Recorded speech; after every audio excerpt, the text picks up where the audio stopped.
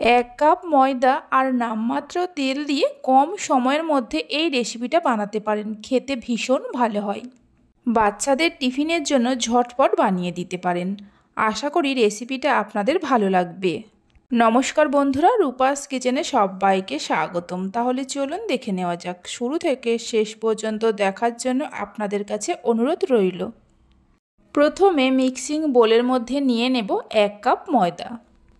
ময়দার মধ্যে দিয়ে দেব 2 চামচ গুঁড়ো দুধ আর 2 চামচ চিনি। ওজন হিসাবে 200 গ্রামের মতো ময়দা আছে। সামান্য নুন দিয়ে দেব। সব কিছুকে একসঙ্গে মিশিয়ে নেওয়ার পর যে কাপ মেপে ময়দা নিয়েছি ওই কাপের 1 কাপ জল দিয়ে দেব। মানে যতটা ময়দা নেবেন ঠিক ততটাই জল দিতে হবে, তাহলে ব্যাটারটা পারফেক্ট তৈরি হবে। জলটা দেওয়ার পর মিশিয়ে নিয়ে ব্যাটারটা তৈরি করে নেব। ব্যাটারটা তৈরি করে নেওয়ার পর এর মধ্যে দিয়ে দেব হাফ চামচের মতো বেকিং পাউডার। বেকিং পাউডারটা দিয়ে খুব ভালো করে মিশিয়ে নিতে হবে। খেয়াল রাখতে হবে এই ব্যাটারের মধ্যে কোনো রকম দানা দানা অংশ না থাকে।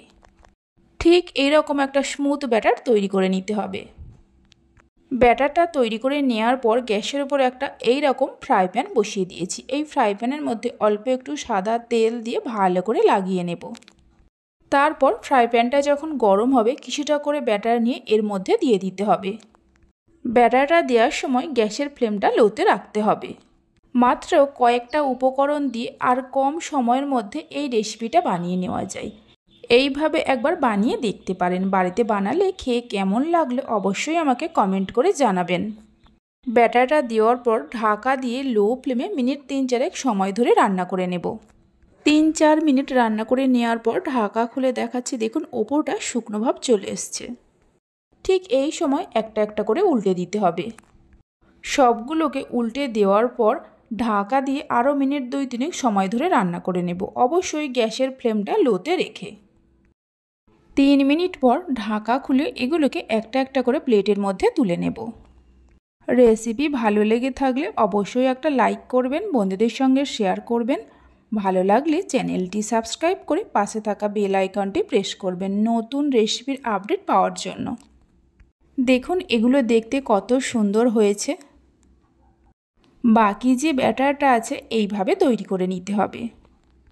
সবগুলোকে তৈরি করে নেওয়ার পর একটাকে আমি হাতের মধ্যে নিয়ে দেখিয়ে দিচ্ছি। দেখুন এগুলো কতটা নরম তুলতুলে হয়, ঠান্ডা হয়ে যাওয়ার পরেও নরম থাকে। এগুলো শুধু শুধু খেতেও ভালো লাগে, আবার চা কফির সঙ্গেও খেতে পারেন। তাহলে চলুন ভিডিওটা আমি এখানেই শেষ করছি। আপনারা সবাই ভালো থাকবেন, সুস্থ থাকবেন। ধন্যবাদ।